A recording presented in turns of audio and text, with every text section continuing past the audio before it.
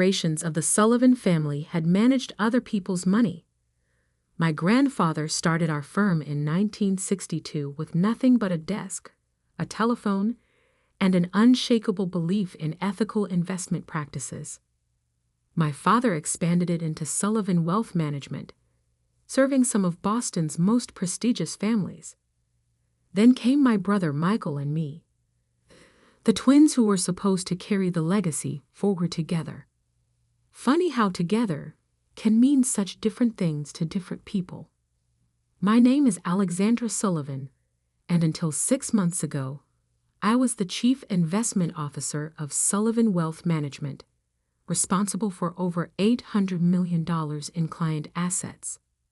Now, according to my brother, I'm a disgraced former employee who mismanaged everything. The truth, as our clients are about to discover, is considerably more interesting. Miss Sullivan? My assistant Margaret's voice crackled through the intercom. The forensic accountant's report just arrived. I checked my watch. 7:15 a.m.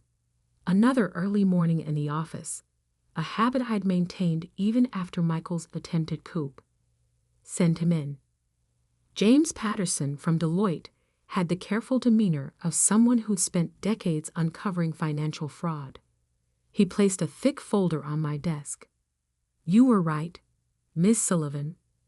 The irregularities started exactly 18 months ago. I opened the folder, though I already knew what I'd find. 18 months ago, right when Michael had insisted on modernizing our trading platform. Right when he'd started pushing for more aggressive investment strategies. Show me the money flows, I said. Patterson pulled out a series of charts. It's clever. I'll give him that. Small amounts, carefully distributed through a network of shell companies. Most auditors would miss it. But when you know what to look for. I studied the diagrams, remembering the day I'd first noticed something odd in our trading reports. Michael had dismissed my concerns, calling me paranoid and stuck in the past. Old school due diligence is outdated, Lex, he'd said, using the childhood nickname I'd always hated. Modern wealth management requires modern methods. What he meant, I now knew, was that systematic fraud required systematic concealment. The total amount? I asked Patterson. $47.3 million diverted from client accounts over 18 months. The losses were masked by falsified returns reports. Your brother used the firm's strong reputation to prevent anyone from looking too closely. I nodded, thinking of our father, who died 2 years ago. His last words to us had been about trust, the trust our clients placed in us, the trust we needed to place in each other. Does anyone else know about this yet? Patterson shook his head. Just my team, working under strict confidentiality. Though I should mention, he hesitated, your brother's planning something big. My sources say he's announcing a merger next month. Sullivan Wealth Management is being acquired by Platinum Capital Partners. Of course, Michael needed a way to bury the evidence before anyone noticed. A merger would mean new systems, transferred accounts, conveniently lost records. Thank you, James. Your final report? We'll be ready for the SEC next week. Are you sure you want to do this? He's your brother. I looked at the photo on my desk, Michael and me at our college graduation, his arm around my shoulders, both of us grinning at the camera. 15 years ago, before money and power had revealed who he really was. He stopped being my brother the moment he betrayed our client's trust. After Patterson left, I reviewed the morning's trading reports. Michael had kept me on as a senior advisor, a ceremonial role meant to maintain client confidence during the transition. Little did he know, I'd spent the last 6 months building my case, documenting every irregular transaction, every falsified report. The intercom buzzed again. Miss Sullivan, Your brother's here. I quickly tucked the forensic report into my safe.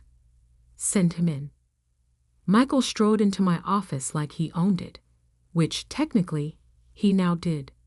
At 35, we still looked enough alike to give people pause. Same dark hair, same green eyes. But where I'd inherited our father's caution and integrity, Michael had developed a hunger for more. Working early as usual, Lex? You know you don't have to anymore.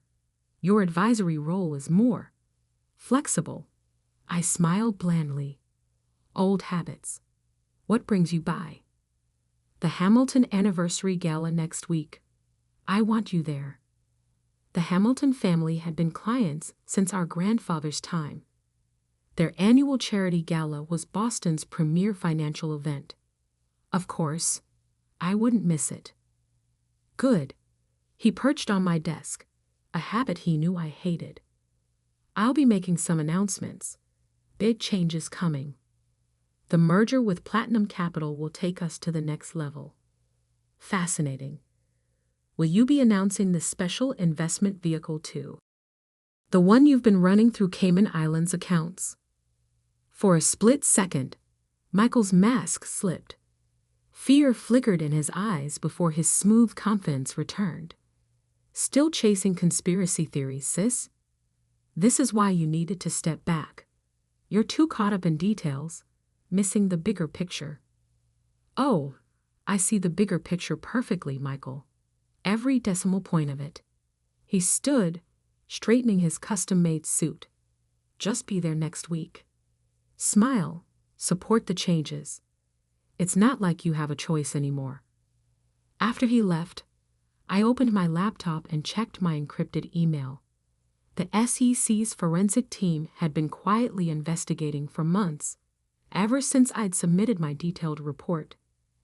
Their timing would be critical. My phone buzzed. A text from Diana Martinez, my oldest friend and the Hamilton family's private attorney. Meeting today, 2 p.m. Bring everything. I glanced at the safe containing Patterson's report. Michael thought he was consolidating his power. Instead, he was walking into a trap 18 months in the making. The old Sullivan Wealth Management offices occupied a historic brownstone in Boston's financial district. As I walked through the trading floor, I noticed the changes Michael had made.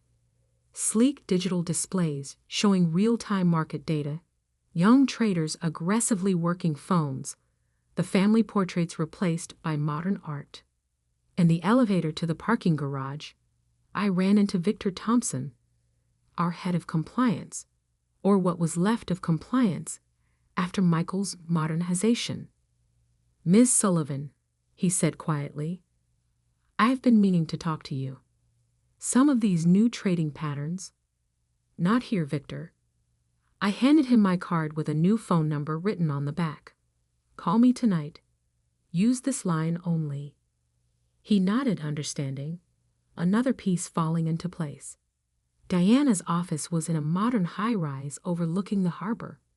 She greeted me with a hug, then closed her door and activated her white noise generator, a necessary precaution in today's financial world.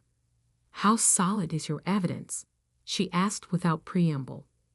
I opened my briefcase and laid out Patterson's preliminary findings. 18 months of systematic fraud. 47 million diverted through shell companies. False returns reported to clients. And a merger plan designed to bury it all. Diana whistled softly. The Hamilton family's exposure? About 12 million. Michael used their accounts heavily because of their long-standing trust in our firm. Elizabeth Hamilton is going to be furious. Diana shook her head. She chairs 3 regulatory committees. If Michael knew, he doesn't. He thinks old money is quiet money. He forgets that quiet doesn't mean powerless. Diana studied me. The gala's next week. Your brother's planning to announce the merger there, along with my retirement. He wants to consolidate control before anyone looks too closely at the books. And the SEC? I allowed myself a small smile. Their audit team is ready. They're just waiting for the right moment. A room full of witnesses, Diana nodded, including the state's financial regulators, all the major players in Boston banking, and the press. Perfect. I gathered my documents. Michael always did have a flair for dramatic announcements. I'm just helping him make it memorable. Back in my office, I reviewed the final pieces of my plan. Michael had spent 18 months building his house of cards, thinking his sister was too naive, too trapped in old-fashioned methods to catch him. He forgot that our grandfather's most important lesson wasn't about making money. It was about protecting it. About maintaining the trust that 3 generations of Sullivans had built. As the sun set over Boston Harbor, I thought about the gala. Now just 7 days away. Michael would have his moment in the spotlight, his big announcement. And I would have mine. The week before the Hamilton Gala passed with excruciating slowness. I maintained my usual routine, arriving early, reviewing reports, meeting with select clients. Michael was too busy preparing for his triumph to notice that each meeting, each document review, was another piece of evidence being carefully preserved and documented. The SEC team is in position, Diana told me over a secure line. They've coordinated with the state regulators. Everything's ready. I was in my office, watching the sun rise over Boston Harbor. The same view our father had loved, though the skyline had changed. And the Hamilton family? Elizabeth knows something's coming. She's arranged the seating chart to put all the key players at the main table. Regulators, banking executives, major clients. Perfect. I checked my watch. The forensic accountant's final report. Delivered to the SEC yesterday. Your brother's going to regret not checking those Cayman accounts more carefully. A soft knock interrupted us. Miss Sullivan? Margaret entered, carrying a garment bag. Your gala dress arrived.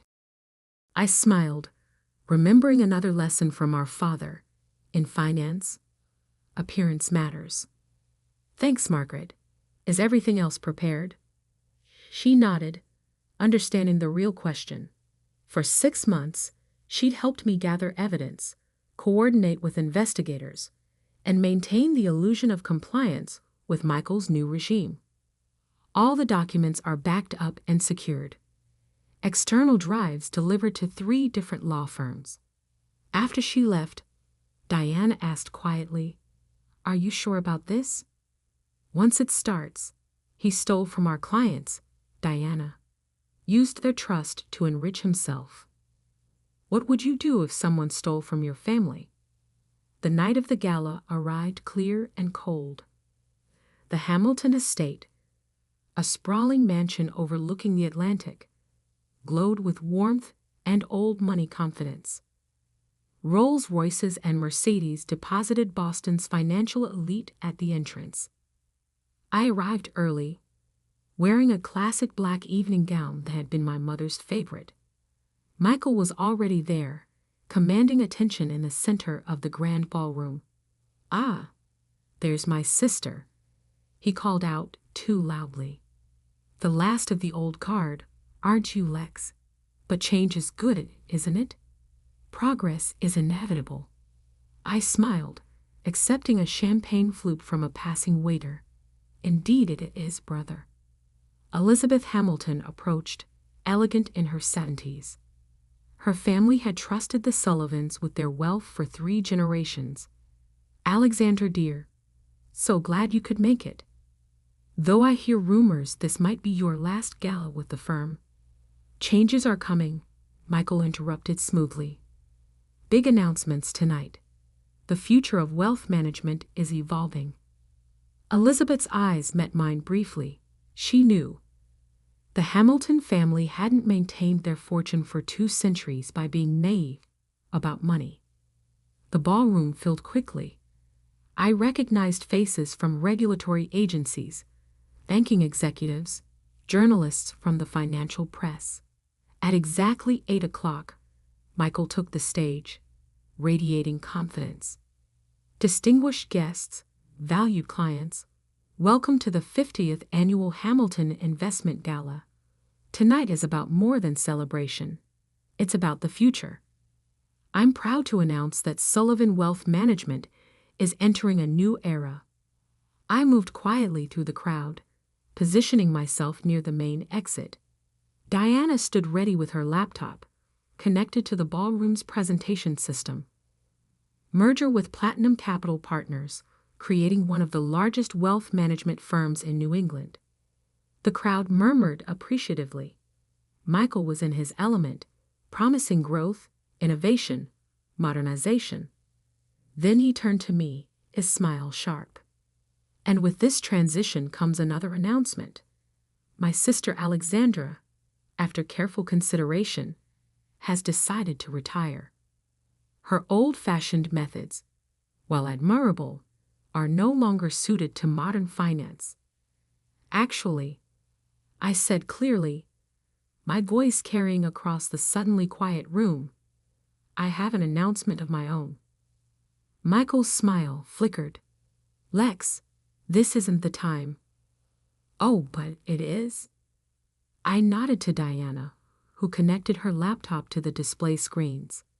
Let's talk about modern finance, brother. Specifically, let's discuss the $47.3 million you've diverted from client accounts over the past 18 months. The screens filled with transaction records, bank transfers, shell company documentation. Michael's face went pale.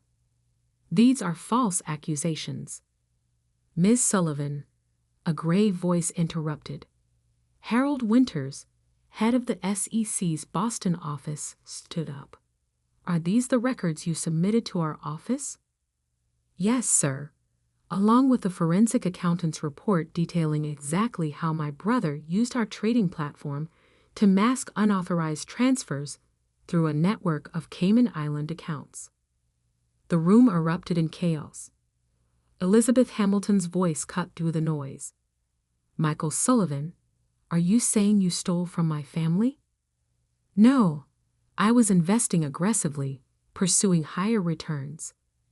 Through unlicensed offshore vehicles, another regulator stood, without disclosure or client authorization. I watched as Michael's carefully constructed world crumbled. SEC agents moved to block the exits. Diana distributed copies of the forensic report to key regulators. The federal investigation has been ongoing for months, I announced to the stunned crowd. Every transaction documented, every shell company traced.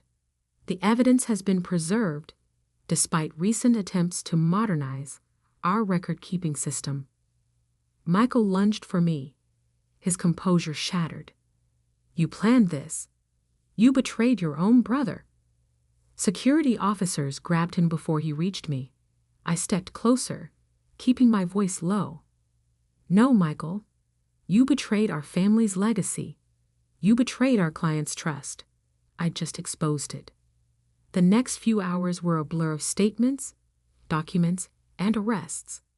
Michael was led out in handcuffs, still protesting that he'd done nothing wrong.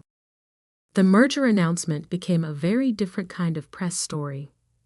Later that night, I stood in our father's old office, now mine again by emergency board vote. Elizabeth Hamilton sat across from me, examining account statements. Your father would be proud, she said finally. He always said the true measure of a financial advisor isn't how much money they make, but how well they protect it. Even from family? I asked softly. Especially from family. She stood, straightening her elegant jacket. The Hamilton assets will stay with Sullivan Wealth Management, dear. Under your management only. Over the next few months, the full story emerged. Michael had started small, skimming from larger accounts, masking the losses with falsified returns. Success made him bolder, greedier. The merger was his exit strategy, a way to hide his fraud in the chaos of consolidation. The SEC investigation revealed everything. Michael faced federal charges for securities fraud, money laundering, and criminal conspiracy. Most of the stolen funds were recovered from his offshore accounts.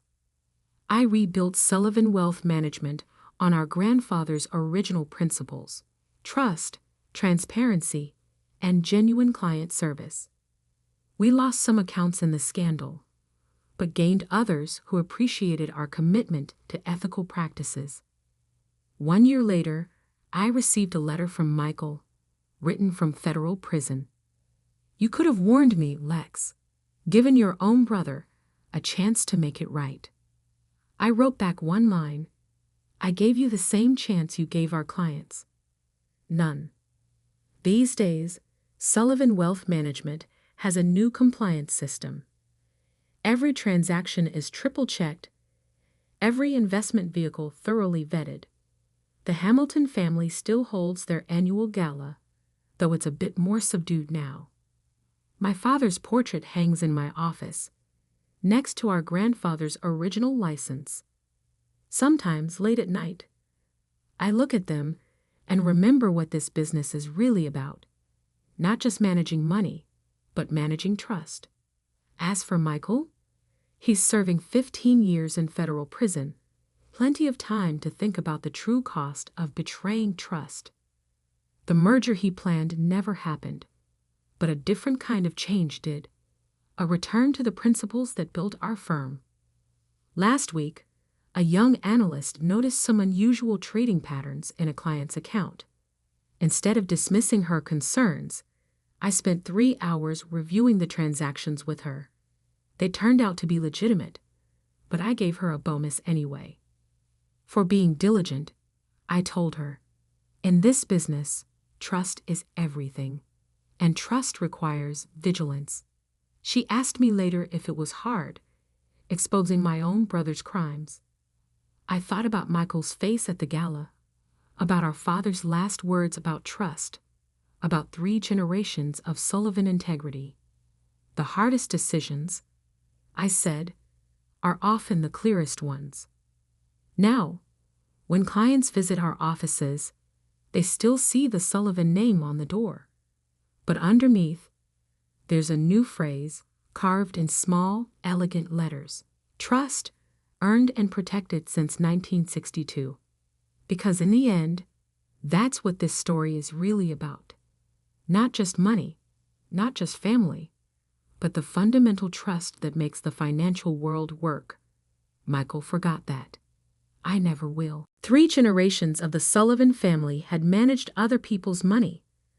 My grandfather started our firm in 1962 with nothing but a desk, a telephone, and an unshakable belief in ethical investment practices.